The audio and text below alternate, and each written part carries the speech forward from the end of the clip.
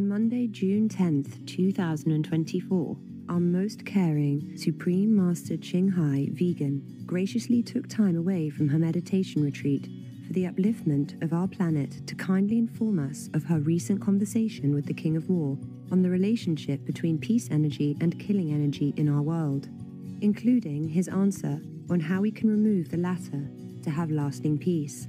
Among other topics, Master also related a story regarding her health to remind us of the immense force of world karma.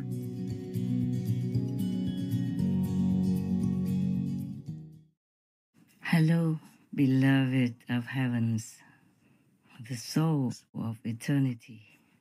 I just have some little news to share with you and hope all of you are doing your best so that the result, the outcome, will be the way that you want it, especially in the spiritual domain.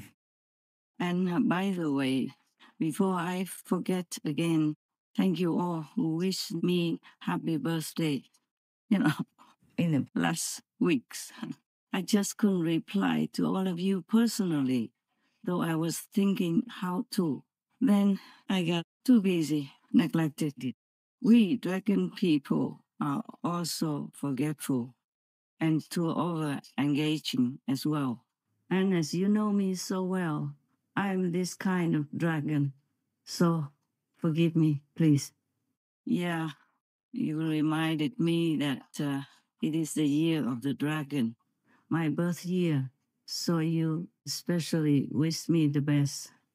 Thank you. And thank you. Well, I wish all of you who are born in the lunar dragon year also a fantastic time and all the best as well.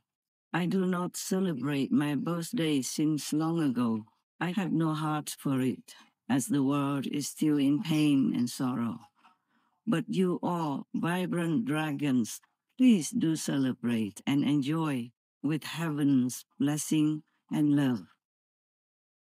I want to talk to you because yesterday I happened to observe some of the helping hands of the King of Peace, and I thank him. I thank him a lot for helping to do God's will and helping the world to have a more calm, more harmonious atmosphere.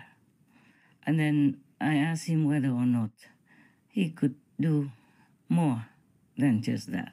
He said he can only do what he can and within the law of the universe.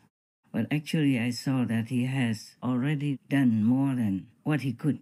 And what he does, mostly he has to do it quietly and almost secretly. Then I called the God of War and talked to him.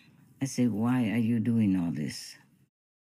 So of course the answer is obvious. He told me that he doesn't enjoy what he's doing, like inflaming war in this world. But the karma force is too heavy, too overwhelming that he couldn't do otherwise. So I told him, don't you have any sympathy for the victims of the war anywhere? Because as you see, it's not what anybody wanted. It's too much suffering, too much pain, separation, anxiety, worry, terrible situations, physical, and all kinds of pain, mental, psychological, emotional. So he said to me, quote, the force of karma kills all sympathy and compassion. So it's always zero sympathy, zero midlight, unquote. Yeah, midlight means sympathy. Even though he wants to, he cannot. There is no room, no chance for any sympathy to survive if the karma force is there. Oh, he talked more eloquently, but I cannot seem to really say it.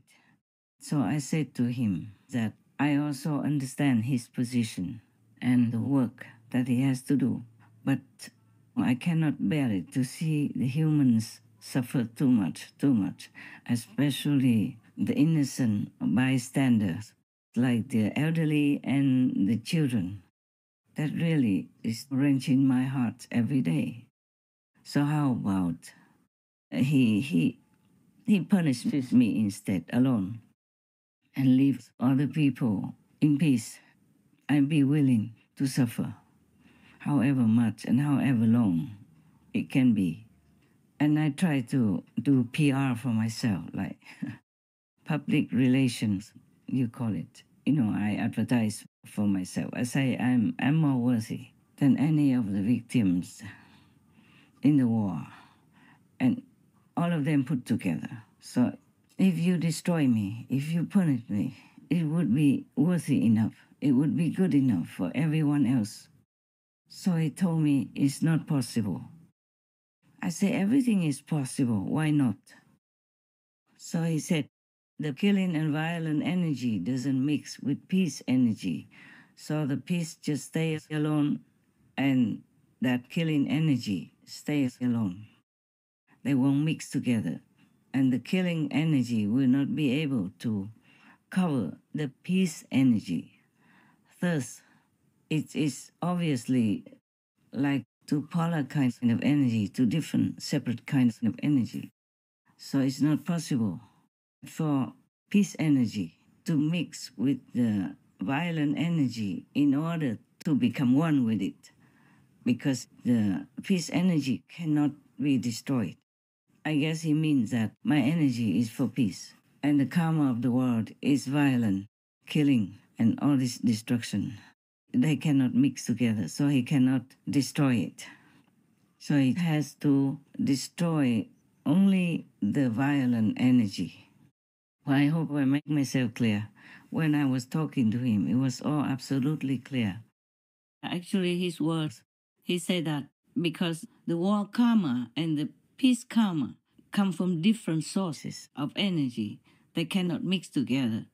That's why the energy of war cannot cover, cannot wrap around, cannot mix with the energy of peace. That's why I cannot sacrifice to make peace for people. The world people have to change into a right way of life. I have to cut away the violent and killing way of life. Then peace will come, and peace will reign and will be lasting. That's his words. This is the first time I heard something like that from the king of war. I thought you can give everything you want as long as you have it. But it's not true. If you have peace, energy, you can't even give it to dilute the war energy. Maybe a little thing like you can have by sitting next to a nervous person or a frightened person and calm him or her down with your energy, peace energy, but not to dilute the whole world war energy. Oh my God, and I thought we could give everything.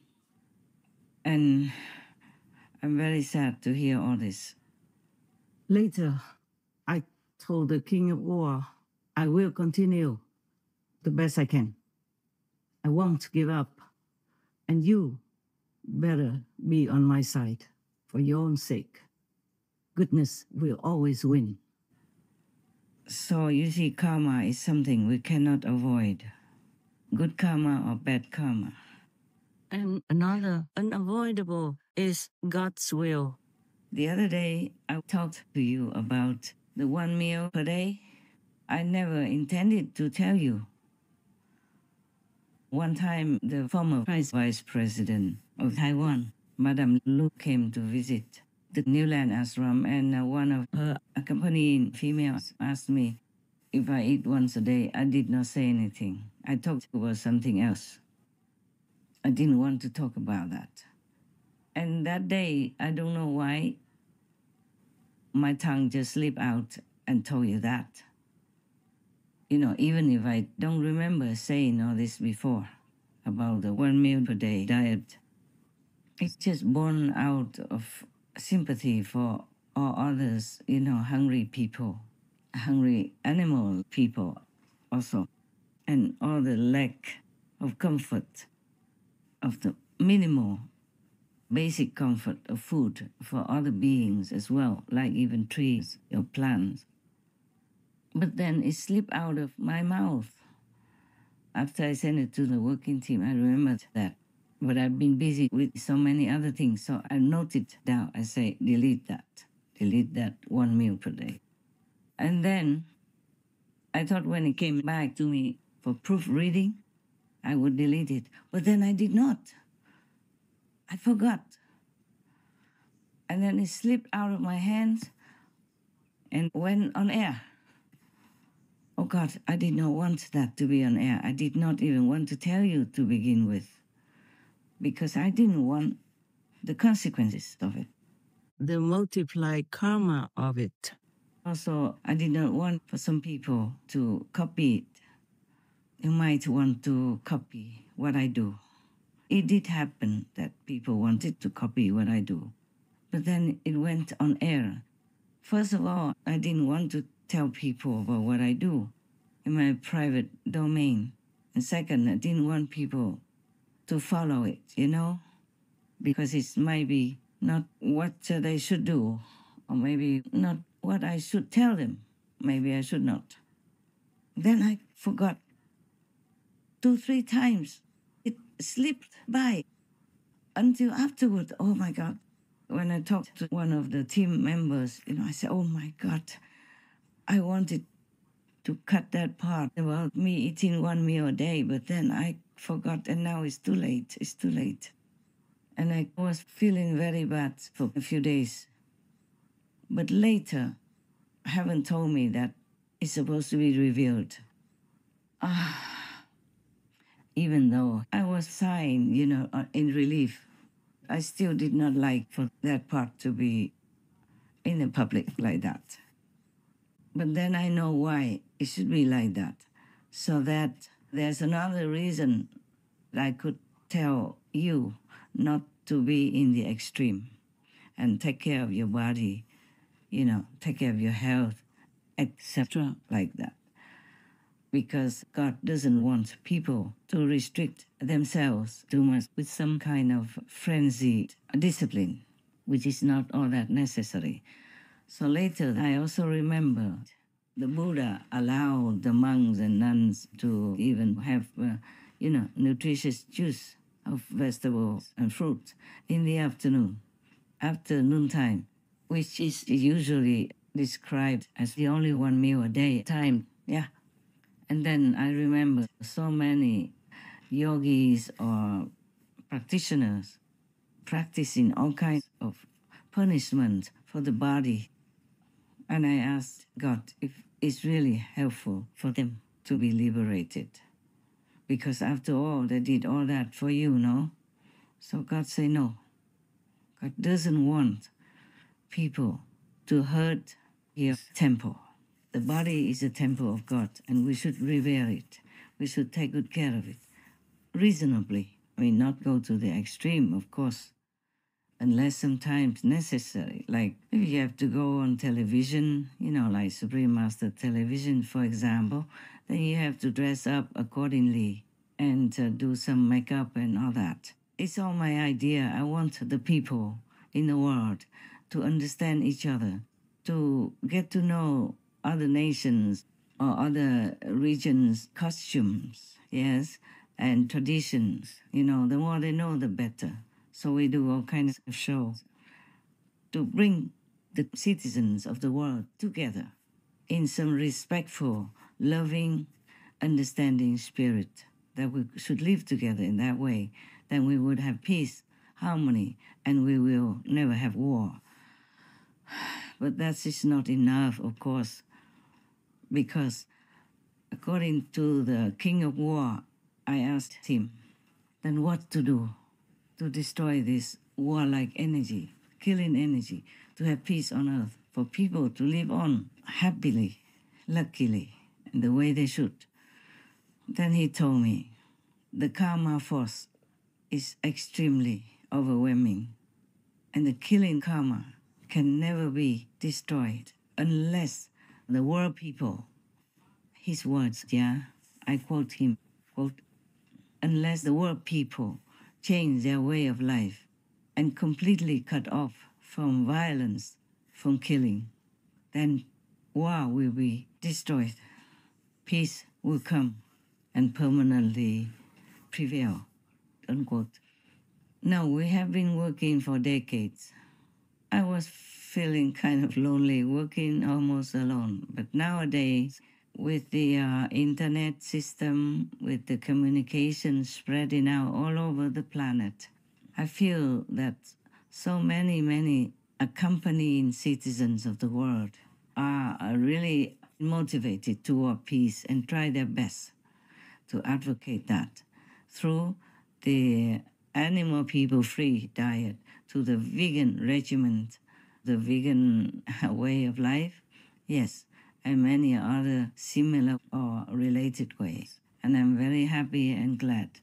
It's just that the number is not yet enough to cover the violent karma of killing. We kill, oh my God, billions and billions of animal people yearly. How can we make up for that? How can we ever make up for that? Unless we all change to the benevolent way of life. Well, I guess even 5-year-old kids will understand what I'm saying. But the Maya magic is blinding everybody, deafening every ear, and dulling all this conscientious spirit within the heart of humans, mostly. Other animal people contribute less violent karma than us. You see, like, perhaps some animal people cannot be vegan, but humans, we have choice. We have lots of choices, and we can eat anything in the vegetable kingdom and have enough nutrition. That is the thing. We did not have to kill. We do not have to, and we will not have to kill. And we deliberately deny the benevolent way of life and choose to kill, to eat all this dripping blood, flesh, some even eating it raw. To eat animal people meat, when you remember it and think about it, you already feel very yucky. Not to talk about eating flesh that still has blood in it, or even alive. Oh my God. Oh, humans, some are so wicked. Oh, incredible. It's worse than some hell devils. I would you try to think of how to formulate it again. I wish I could write it down. It would be easier for me to just read it, but I can't write anymore, after editing a lot of shows on Supreme Master TV. I just don't feel like writing that much. I never really loved writing, only in school or when I was younger, writing poems, expressing my feeling at that present moment. Because it just came out. I just had to write it down. But poems are easier for me because they're short and also they come out easily. So it was almost like I wrote down what came into my mind quickly and simply. But the karma stuff and all the things that I have to explain to you are different. It has to be exact and it has to be truthful. It's not just my personal feeling, but it has to be real and true. So it's more difficult than writing poems or short essays in school. Yeah.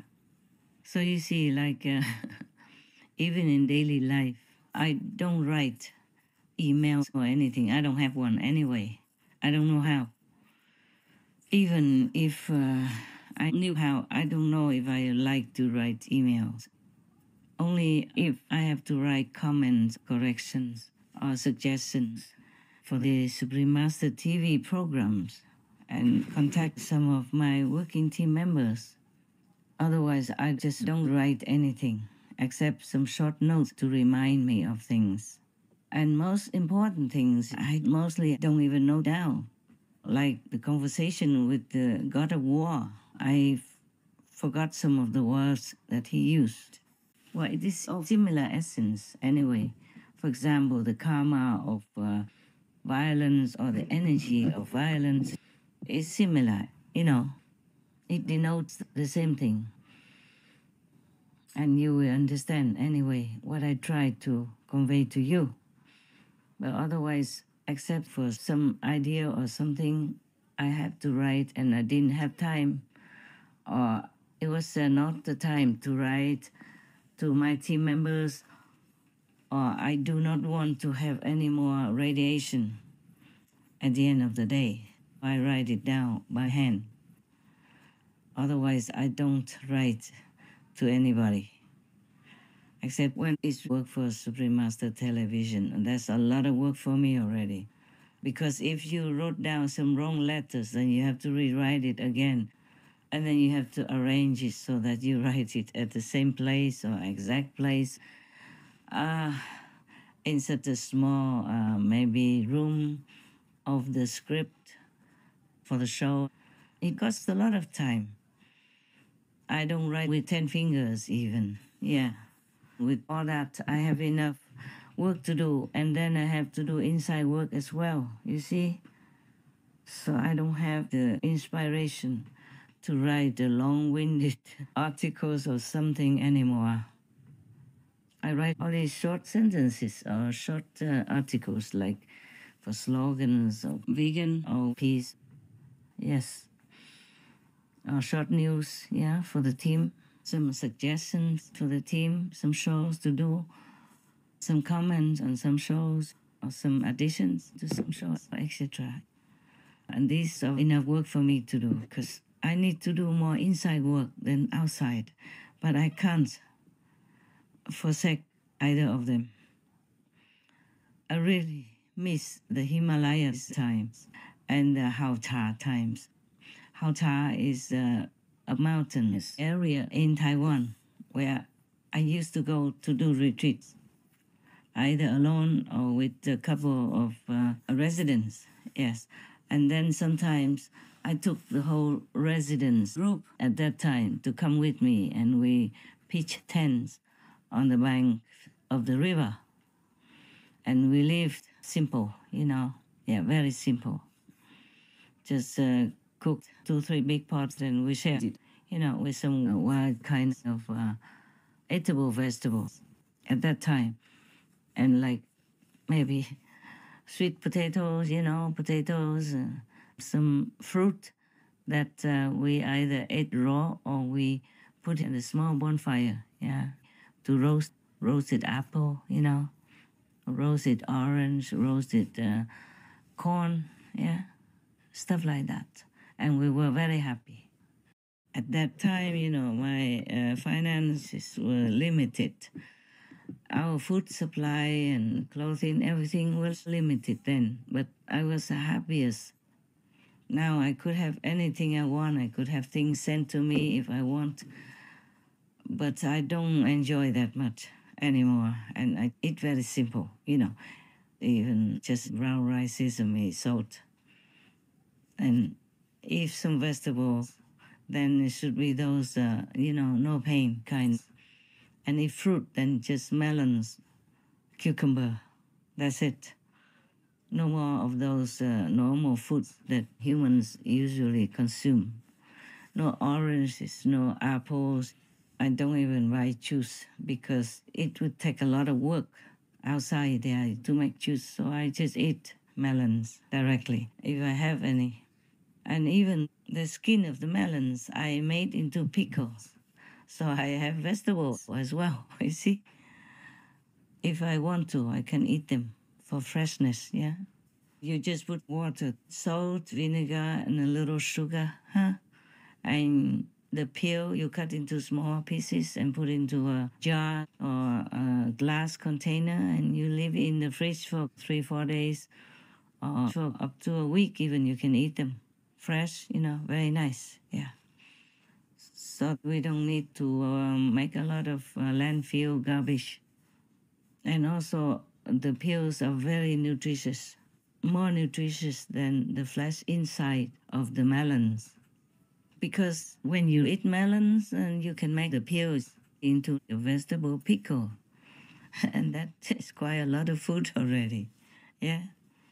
If it's convenient, then you can buy these melons and eat the flesh inside, and use the peels to make pickles as your daily vegetable. It's a lot, So I don't have to buy a lot of things. That is quite luxurious already. And life can be more contented that way.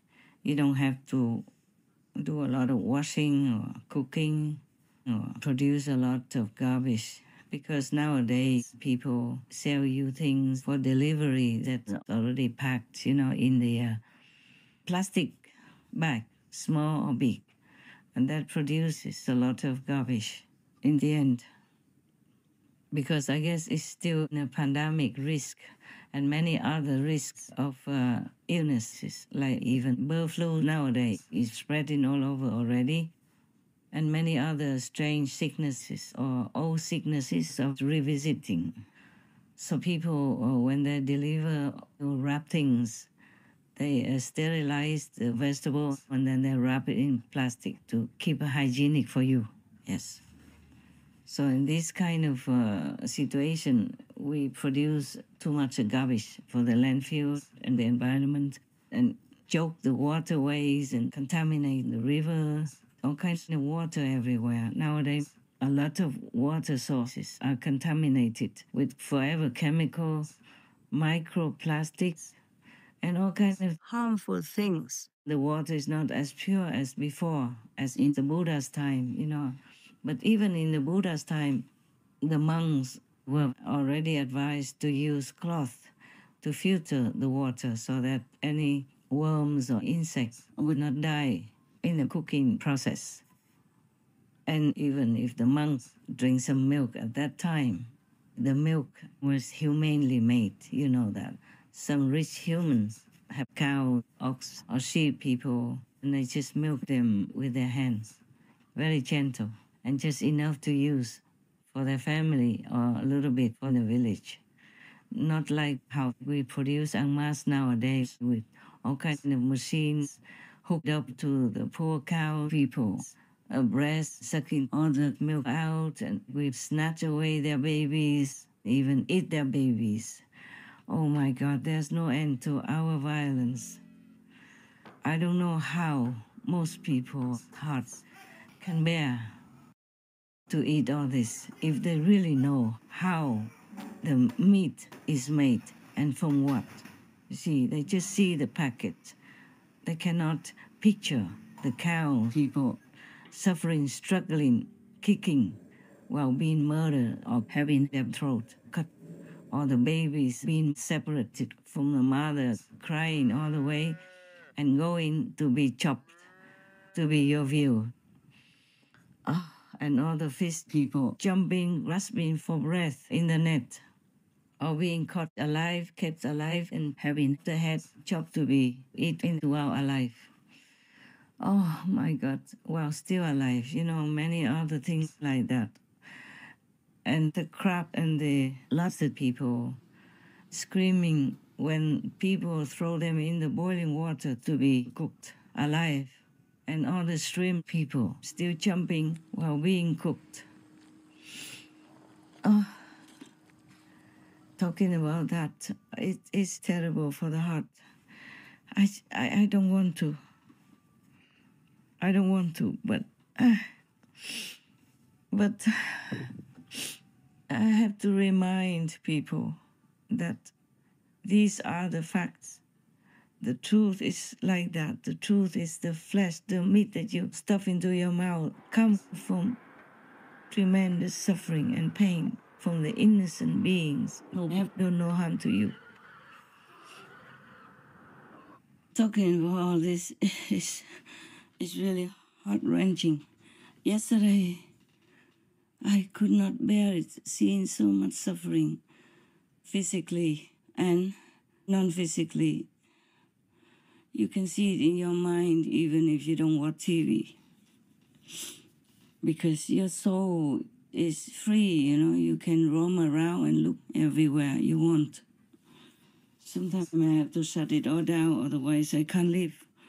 Yesterday I was in so much pain and suffering, seeing too much sorrow in the world. I I normally don't pray to God for anything for myself. But yesterday I had to kneel down and say, please, just for my sake, please stop all this. Don't punish me with all this suffering that I have to see, have to feel. I have to know. It was terrible. I cannot bear it.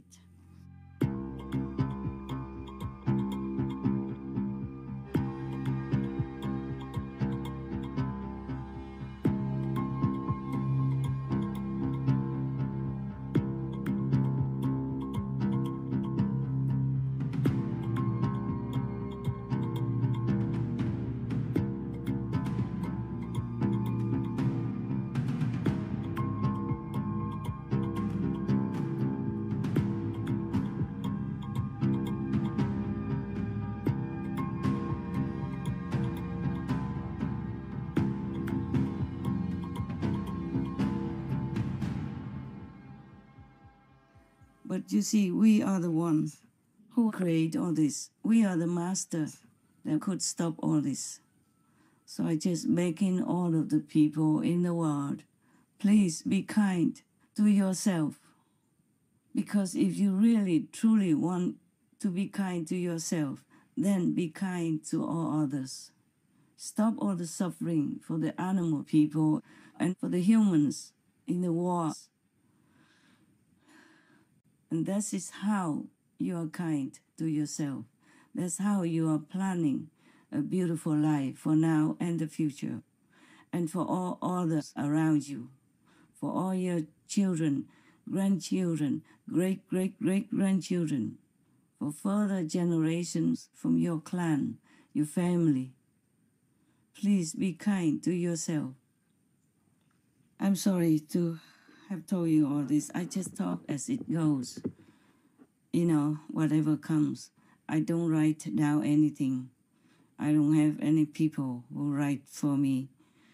I don't have anyone for a teleprompter or notes or anything at all.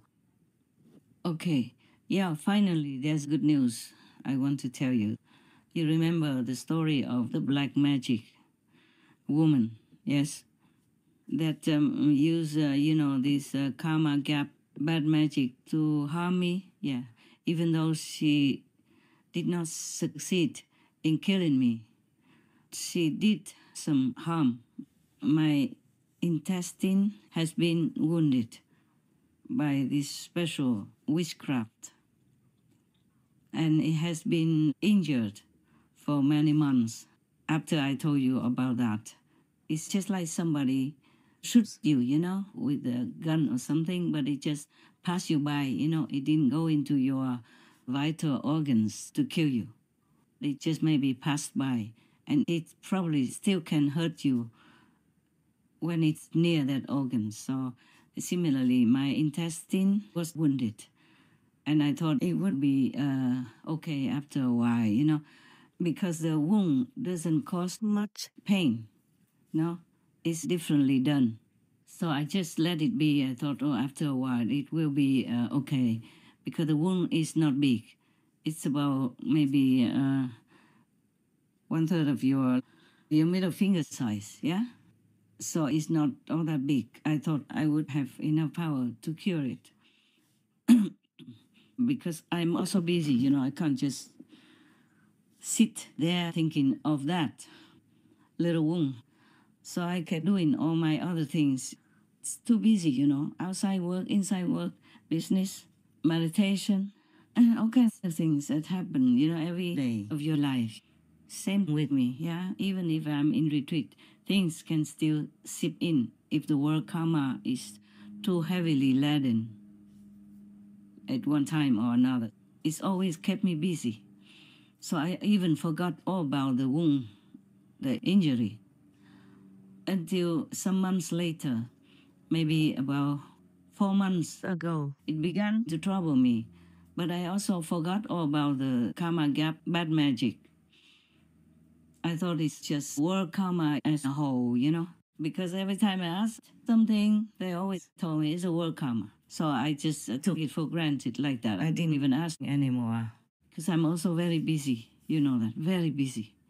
Every minute, every second of my life nowadays is quite busy like that. So I forgot also about the wound in my intestine, and it was becoming more and more troublesome. You know, it caused trouble for the stomach. Only in recent days, then I was told, well, thankfully, that the intestine has a wound, and the wound fits the stomach with discharge. That's why the stomach had a problem. But I didn't think much because it's just some pain and a lot of bubbling. But I didn't feel too much dragged down. I didn't feel like unhealthy or sick or anything. I was still doing all my work. Until recently, that I was told like that. So then I knew what to do. I remembered that, and it has become better now. Thank you to God's grace and all the protecting power. And I asked that source of information, why didn't you tell me earlier? Huh? Then I could have been more comfortable, and the wound wouldn't have had to be there all this time. What if the wound had broken my intestines, and then I would have had to go to the hospital? I can't do it now. I'm in retreat. So I was told, oh, it was a work karma that not allowed to. I say, again and again. All right. And I even know some home remedy to take care of stomach problem and injury, but I didn't even remember that until recently when I was told that I have a wound in there and the stomach has been fed with the discharge. You know, the intestines injury fits into the stomach. What is called discharge? That is their exact word. Because I didn't think about that. I didn't know about that. I didn't know that the wound in the intestine could fit discharge into the stomach and my stomach problems. All kind of things happen, you know, difficult digestion, bloating, heavy stomach that you could feel like somebody put some stones in your stomach and you have to walk around with it. And even when I knew all that, I did not ask for help. I was just too busy to think. And it's not because of busy things, but it's the karma that forces you to behave like that you don't understand, that you will forget. Even though you can heal yourself, you forget. Even if you have a healing medicine, you would forget. So karma is a terrible thing. That's what I want to tell you through this story. And I even asked God if I'm allowed to tell you. Because some suffering, some pain, or some sorrow, I'm not always allowed to tell you or anyone, okay? I'm glad I could tell you this so that you can be more aware of the force of karma, of your own individual karma as well as the surrounding karma and the karma of the world. Sometimes I take people with me, you know, like some attendant, and normally he behaves very well until we stay somewhere together with some other disciples even, and she becomes different, completely different. Like she doesn't cook for me, she doesn't do anything, just stay in the room all day long, you know, with the excuse of meditating. Fine. Finally, I have to stop my work and go cook for myself and for her to eat when she comes in. So every day like that, for at least almost 2 months till we moved away. Every day I cook. She does nothing. And she came in 8, you know, late, 6, 7, 8. Then I had to remind her to be well, to be warm and all that stuff. I don't mind. It's just I thought that it was the work karma that made her do that way. But later, you know, heaven told me it's not. I said, then why does she behave like that? And they told me that, what's the word they say to me? I just want to quote exactly, but sometimes I forget. It was long ago. It's past already, you know, I don't remember.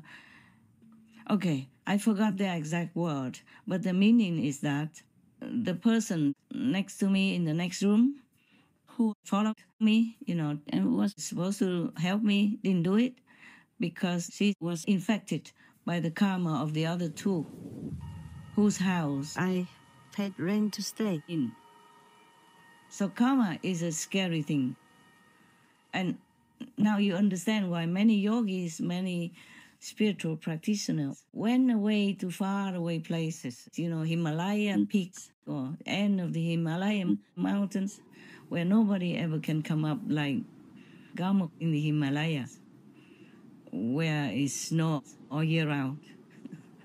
And even in summer, the snow is so thick, nobody can go up.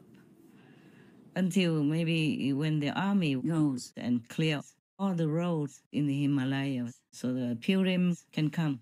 Then people come up and bring food for the yogis or the spiritual practitioners over there in that remote mountain of the Himalayas.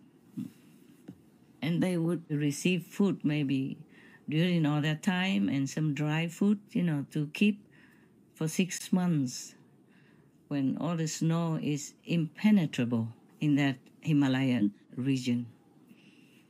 I went through much of that area after the army cleared the snow, because it's such a thick snow that on both sides it's still like walls, very high walls, 3-4 meters high, only snow and ice on both sides of the path where the pilgrims can go.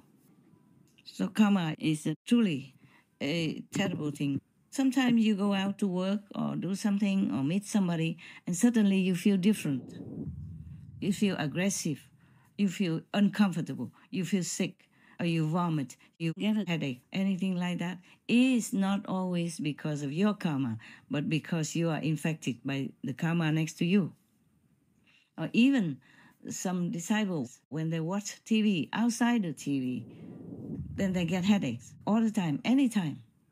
If they don't watch the TV anymore, then they're free of headaches. So if you have some sickness that comes suddenly or something provokes it, you pay attention and avoid that situation, avoid watching that show or meeting those people. If you can, absolutely avoid it. Okay, by the way, just to tell you.